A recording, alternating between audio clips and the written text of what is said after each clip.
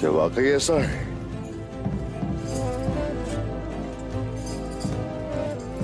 हरगिज एतबार नहीं कर सकता मैं महेंद्र, तुम पे हरगिज एतबार नहीं कर सकता मैं।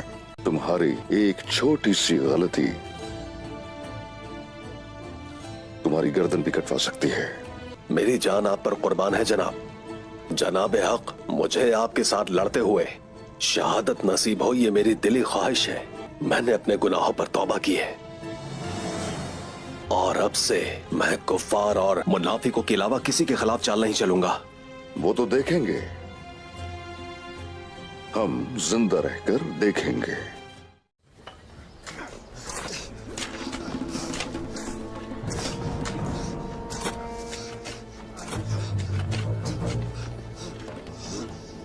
शहजादे,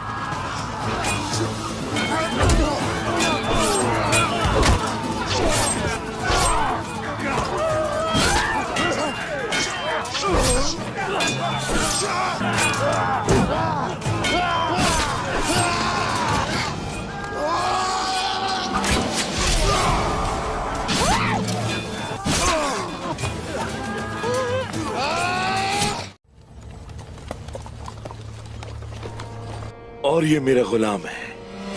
तो तुमने तुर्क को गुलाम बनाया है। अच्छी बात है, शानदार।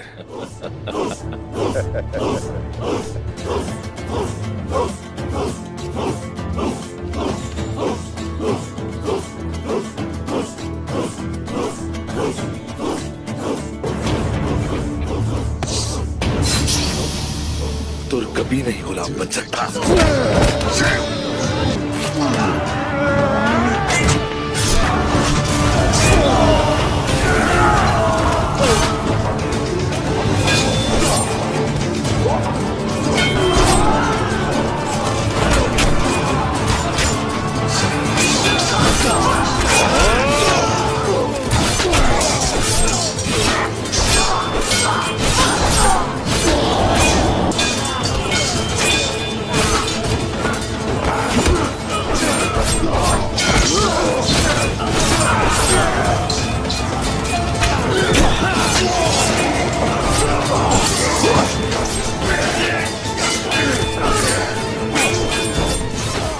तो कमांडर हमारी सरजमीनों पर खून बहाने के लिए आ रहे हैं। हाँ, उनके लश्कर वादियों में। अच्छा है, आने दो उन्हें। हर कोई अपना फर्ज जिम्मेदारी से निभाए। चलो जाओ। अस्सलामुअलैकुम नाजरीन, इस एपिसोड के आगाज़ में दरमियान बाज़ार का मंजर सामने आता है, जिसमें सादत खातून मलून खातून की दुकान पर आती हैं और कहती हैं काई की कलीनें यहाँ हैं। हाँ, आगे से अलगुन खातून कहती हैं माशाल्लाह ये बहुत खूबसूरत हैं, वो बाज़ार के सितारे होंगे। मलून खातून आगे से मलून खातून कहती हैं इन सर्दों में बेहतरीन कालीन काई ख़वातीन ही बनाती हैं। सादत खातून हम आपको आपका पसंदीदा तोहफ़ा देंगे। फिर उसके बाद सादत खातून कहती हैं चलो अलगुन इनकी कालीनें दिखाओ। फिर उसके बाद अलगुन खातून सिपाहियों के साथ मिलकर उनकी कालीनें देखती हैं। आगे से सादत खातून कहती हैं हम तिजारत करेंगे। मलून खातून फिर उसके बाद वो सोने के सिक्के उनको देती हैं और कहती हैं बरकत अल्लाह डालेगा, आप कालीन वहाँ पर बिछा दें। फिर उसके बाद अलगुन खातून अपने सिपाहियों के साथ मिलकर मरकज़ी खैमे के सामने कालीन बिछा देती हैं और उसके ऊपर सादत खातून चढ़ कर कहती हैं कि हम आत्मा जा को पैगाम बोझो फितनात। मलून खातून का करवां बाजार नहीं आएगा। जो अपनी हद नहीं जानते उनको हदूद दिखाना ताकि वो आपके पोस्ट पर नज़र ना रखें। देखते हैं कि कल जब उसका कारवां नहीं आएगा तो वो क्या करेगी, रियासत क्या होती है मैं तुम्हें दिखाऊंगी। मलून ये सब कुछ मलून खातून फातिमा के साथ देख रही होती हैं। फातिमा कहती हैं वो खुलम खुला हमारी तौहीन कर रही है माँ, क्या हम उसे भागने देंगे। आगे से मलून खातून कहती है यकीनन हम ऐसा नहीं करने देंगे। कायों की मेहनत का मजाक उड़ाने वालों के साथ क्या करना है मैं अच्छी तरह से जानती हूँ। फिर इसके बाद लेफ़ के किले का मंजर सामने आता है, जिसमें उस्मान साहब भाई अपने सिपाहियों के साथ लेफ़ के किले में आगे बढ़ रहे होते हैं। तो वो जैसे ही दरवाजे के करीब पहुँचते हैं याकूब बे अपना परचम वहाँ पर लहरा देते हैं। आगे से उस्मान साहिब कहते हैं ये क्या हो रहा है। फिर उसके बाद वो दरवाज़ा खोल कर अंदर चले जाते हैं, लेकिन वहाँ भी कोई नहीं होता। हम दूसरी जानिब देखते हैं कि इधर उरहान साहब अपने ज़ख्मों का इलाज कर रहे होते हैं। इतने में वहाँ पर दरवेश आफंदी आ जाते हैं और कहते हैं इंसान हर चीज़ से भागता है लेकिन वो अपनी तकदीर से नहीं भाग सकता। ये तय है कि हम कब कहाँ होंगे। इम्तिहान का फ़ैसला हो चुका, सवालात भी तय हैं, इम्तिहान का फ़ैसला हो चुका। हाँ ऐसा ही है ना, लेकिन सबसे अहम ये है कि ना भूलिए जाइएगा ये इम्तिहान है। इम्तिहानात एक दूसरे के अंदर पोशीदा हैं। इंसाफ के साथ इम्तिहान लिया जाएगा, मकाम के साथ इम्तिहान लिया जाएगा, अक्सर सुनने के साथ इम्तिहान लिया जाएगा, इश्क के साथ इम्तिहान लिया जाएगा। तुम या तो इस इम्तिहान में कामयाब हो जाओगे और अपने रास्ते पर चलते रहोगे, या तुम इस इम्तिहान में नाकाम हो जाओगे और इसे वक्त अपना दिमाग खो दोगे, मजनून हो जाओगे। अब जब कि अल्लाह ने हमारी राहें मिला दी हैं, क्या आप चाहते हैं कि मैं आपको एक राज बताऊं। आगे से ओलो फेरा कहती है यानी मैं चाहती हूँ, बिल्कुल चाहती हूँ आप हमें राज बताएं।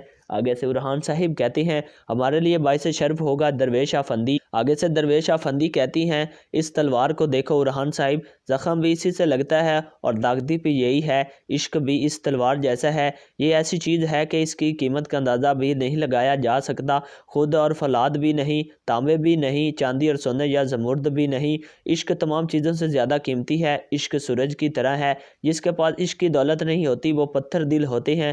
پتھر جیسا دل کیا ہوتا ہے؟ جس طرح سورج زمین کو گرم کر دیتا ہے، اندھیرے کو روشنی بنا دیتا ہے، عشق بھی اسی طرح طاقتور ہے، یہ آپ کو تر و تازہ کرتا ہے اور جسم کو گرما دیتا ہے، راستہ آسان کر دیتا ہے۔ کیا سورج کی روشنی کے بغیر کوئی پھل اگ سکتا ہے؟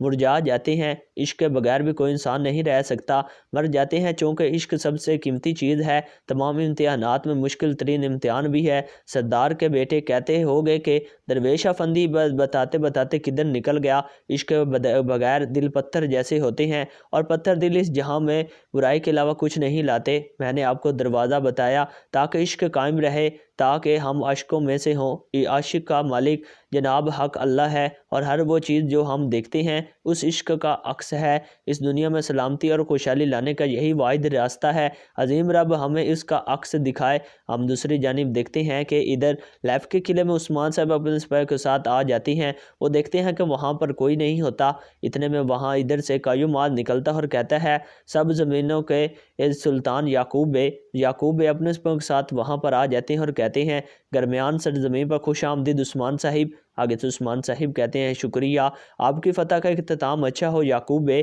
آگے سے یعقوب صاحب کہتے ہیں ہو چکا۔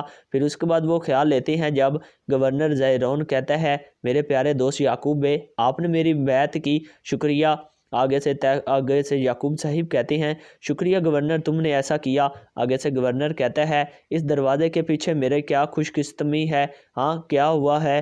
ہاں آگے سے یعقوب صاحب کہتے ہیں کیا تم سب کو کھانا کھلانے کی طاقت نہیں رکھتے؟ ہاں آگے سے گورنر کہتا ہے اگر آپ مہمان ہیں تو یقیناً لیف کا امیر زمینوں سے گرا ہوا ہے۔ آگے سے یعقوب صاحب کہتے ہیں ہم جانتے ہیں ہمیں مہمان بننا پسند نہیں ہے، ہم ان سرزمینوں کے مالک ہیں۔ پھر وہ وہاں پر لڑائی شروع ہو جاتی ہے اور کافی دیر لڑائی کرنے کے بعد یعقوب ان سے وہ قلعہ لے لیتے ہیں۔ اس خیال کے بعد وہ کہتے ہیں سب سے پہلے اس نے میرے بہادر جرکتائی کو قیدی بنایا تو مجھے انتقام لینا پڑا، اس نے میرے سرداران میں سے عثمان بے کو قید کیا تو مجھے انتقام لینا پڑا، اللہ کے حکم سے میں نے سارا انتقام لیا۔ جہاد کا راستہ یہ ہم سب کا راستہ ہے اور یہ سلطان کو جچتا ہے۔ آپ نے ڈاکو جمع کیا اور لیف کی طرف چل پڑے عثمان صاحب، آپ کا مقصد جہاد نہیں، فتح نہیں، حملہ ہے۔ ہاں سرداران کیا کہتے ہو؟ پھر اس کے بعد وہ ایک خط پڑھتے ہیں اور اس کے اوپر لکھا ہوتا ہے شروع اللہ کے نام سے جو بڑا مہربان نہایت رحم والا ہے، امانت صرف جان نہیں ریاست ہے اور یہ درمیان اوغلو یعقوب بے کی امانت ہے، تم سب یعقوب بے کی بیعت کرو گے اور اس کے ساتھ کھڑے رہو گے، یہ میری آپ سب کے لیے آخری وصیت ہے۔ آگے سے عثمان صاحب کہتے ہیں تم نہ تو وزیر شاہ عالم ہو اور نہ والدہ سلطانہ کی طرح ہو۔ آگے سے یعقوب صاحب کہتے ہیں کیونکہ ان میں سے کوئی سلطان نہیں ہے عثمان صاحب، میں ان کی طرح بالکل نہیں ہوں۔ یہاں پر یہ ایپیسوڈ ختم ہو جاتی ہے۔ اگر آپ کو ہماری یہ ایپیسوڈ پسند آئی ہے تو ہمارے چینل کو سبسکرائب کریں اور بیل آئیکن کو ضرور پریس کر دیں تاکہ آنے والی ایپیسوڈ آپ تک جلد سے جلد پہنچ سکے۔ آپ کا شکریہ۔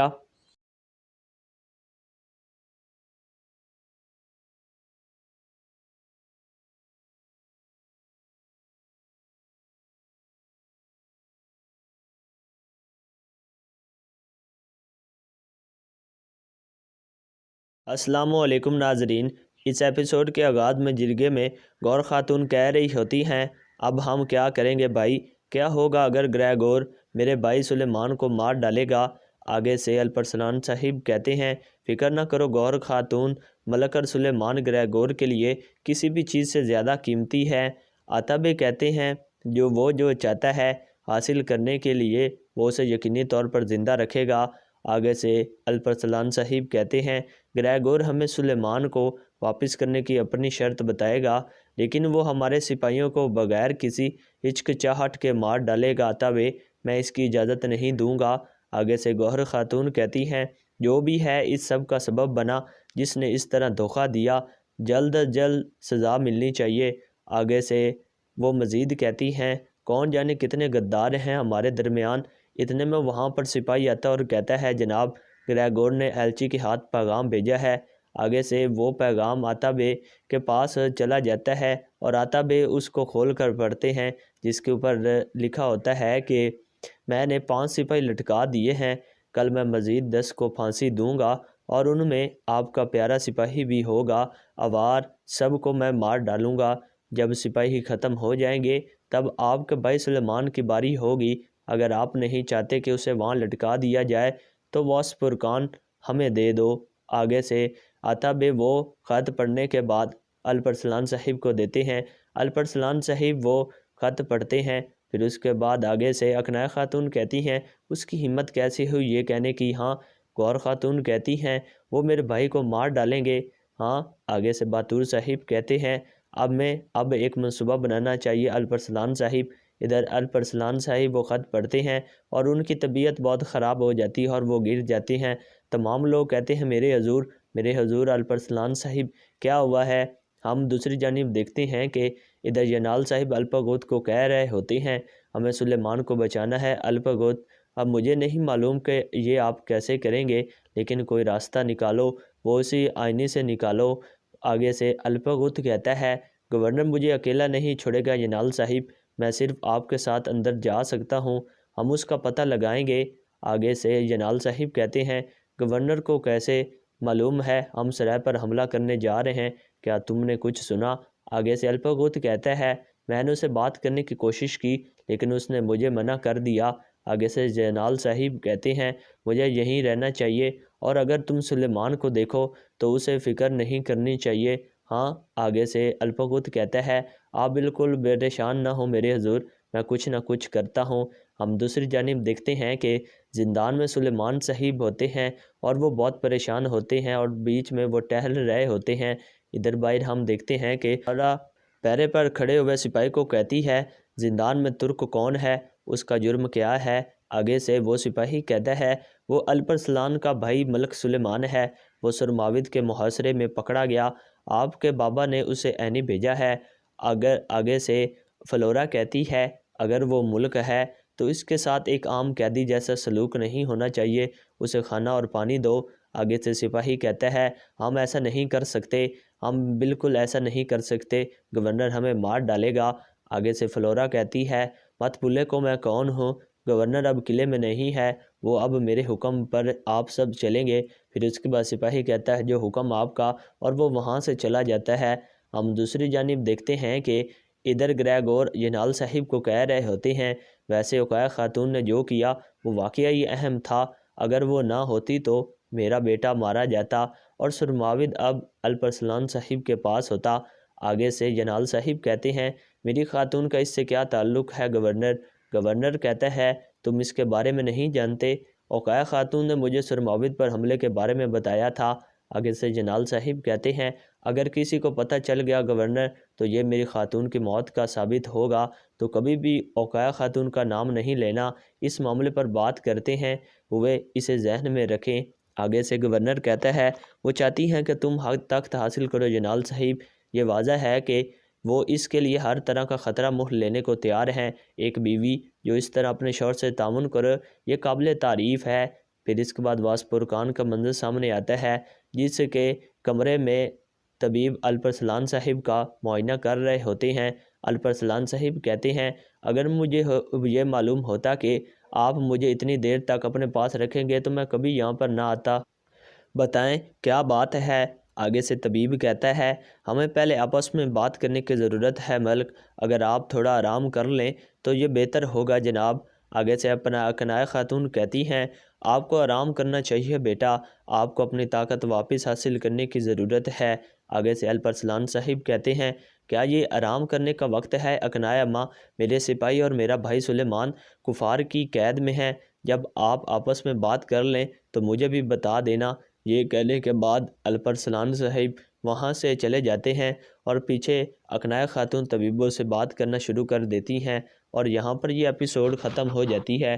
اگر آپ کو ہماری یہ ایپیسوڈ پسند آئی ہے تو ہمارے چینل کو سبسکرائب کریں اور بیل آئیکن کو ضرور پریس کر دیں تاکہ آنے والی ایپیسوڈ آپ تک جلد سے جلد پہنچ سکے۔ آپ کا شکریہ۔